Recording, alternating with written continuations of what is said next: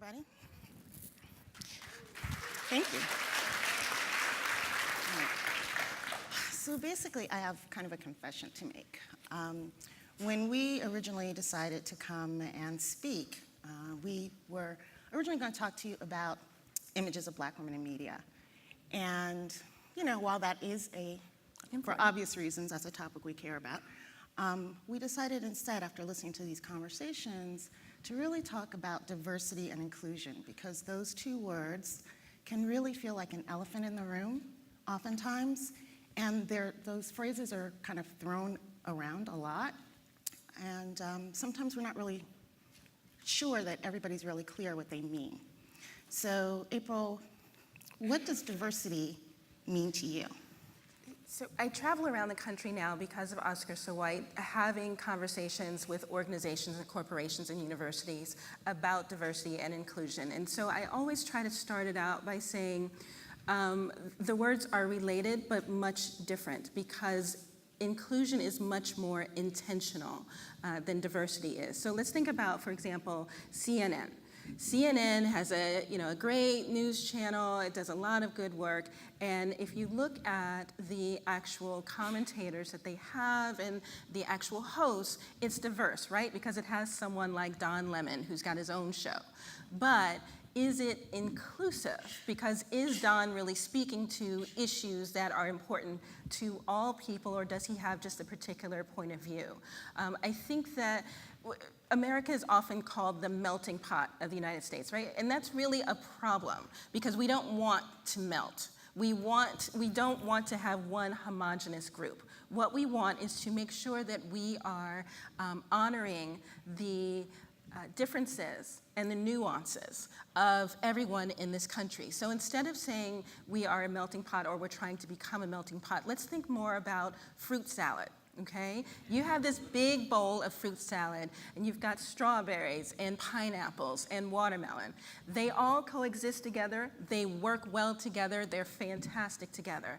But there's a difference between the three. You have a texture of the strawberry. You have the tartness of the pineapple. You have the sweetness of the cantaloupe, right? And they all have their different roles to play, all important, all inclusive. But they each have their individual properties. You know, it's funny because you use the word intentional for inclusion. I think of intentional also with diversity, and I'll explain why. I feel that diversity is looking and going into spaces with the intention that they are a true representation of the reality that we live. So, for example, when I think about diversity, I think about Essence Magazine when I'm putting the issue together on the wall. And I'm looking to make sure not just that everything is flowing together naturally and it all makes sense, I'm also looking to see, do we have enough different types of hair textures represented? Do we have lots of different body types represented? Do we have lots of different skin tones represented? Because we want to make sure that whenever anyone picks up their magazine, they're able to see themselves reflected in the pages, because it's important. Everybody wants to be seen. You know, everyone wants to feel seen. So that's what diversity kind of feels like to me. Inclusion, to me, is more about not just having, an opportunity to have a seat at the table, but actually having a seat at the table, right? So I think about it as if, you know how your grandmother brings out that leaf that you put in the middle of the table on Thanksgiving, and it makes the table broader, right? So it's about making the table bigger. Inclusion is about making the table bigger. Everybody feels welcome. Everybody has an equal piece of power at that table, right? And it's not this thing of, I think people think about inclusion meaning like somebody has to be excluded in order for you to be included. Right. And I don't think that that's the case at all. I think that it's just about making the table bigger. That's right.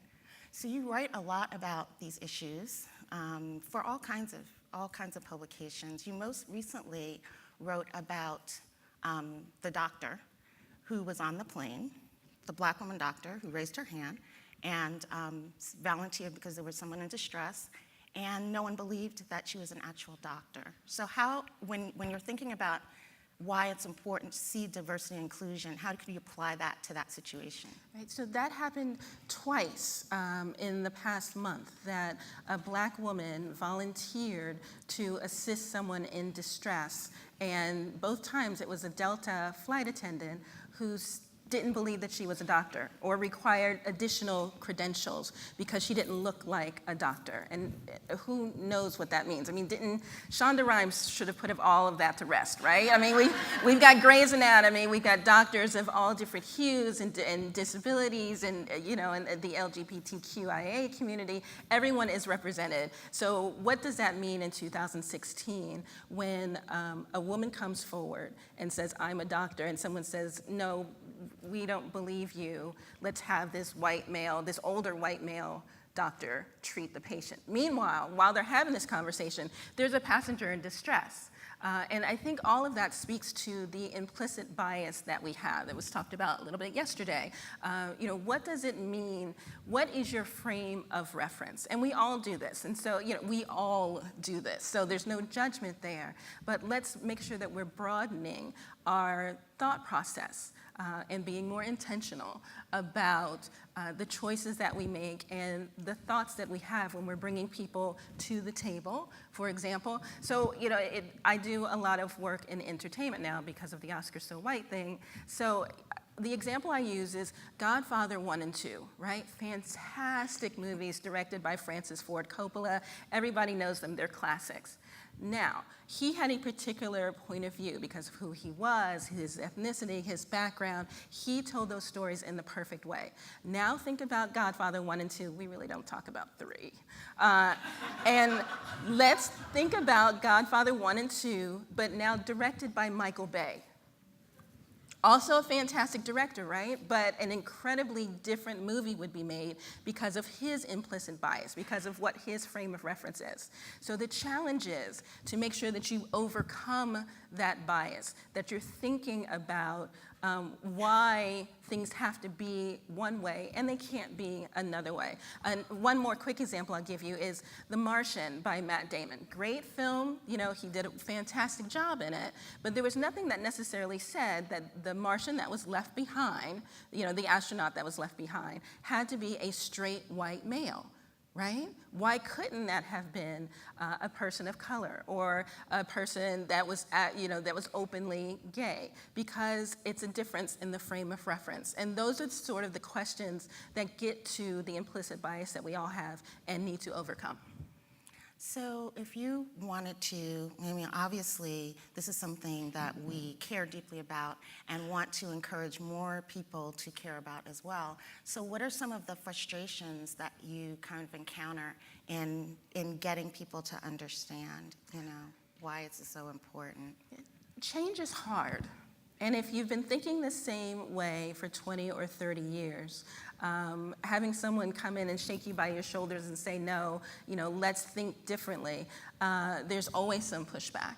But I think that what you see is that there are so many people who are traditionally underrepresented in every field that it's important that you go out and seek those people, right? So Oscar So White and all the work that I do is not about a quota system or affirmative action or anything like that. It's not, okay, there are going to be 5 actresses that are nominated. One of them has to be a lesbian. One of them has to be Black. One of them, it's not that at all. It's about opportunity and having the seat at the table to ensure that when the screenwriter is writing their play, they're not thinking about ScarJo explicitly. They're just thinking it has to be a woman, and then figure out which woman would be best for that and let all those women audition. So when we talk about, when I go to these organizations and we have these talks, it's really just about opening your mind to the possibilities of who can have the seat at the table.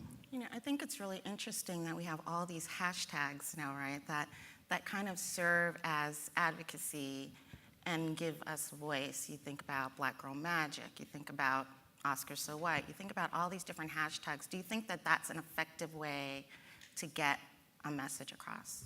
I gotta say yes on that one. Based on what we've seen in the past 18 months. I mean, the Academy made systemic changes to a lot of what they do and who they are for the first time in its 80-year history, because I strung 3 words together and had a following on Twitter. Thank you. I don't, but that's the point. It wasn't just me. I mean, I am a party of one, but social media allows my voice to be heard literally worldwide in a way that it could not if I was just standing on a soapbox on the corner. And that's the fantastic thing. And there was a report not too long ago where a lot of TV showrunners didn't get it, didn't understand the importance of social media and said, well, that doesn't make sense to me, that's boring, those are just kids, they don't get, and yet we see all the time that brands are reaching out to influencers like me and many others to help promote their products, to help promote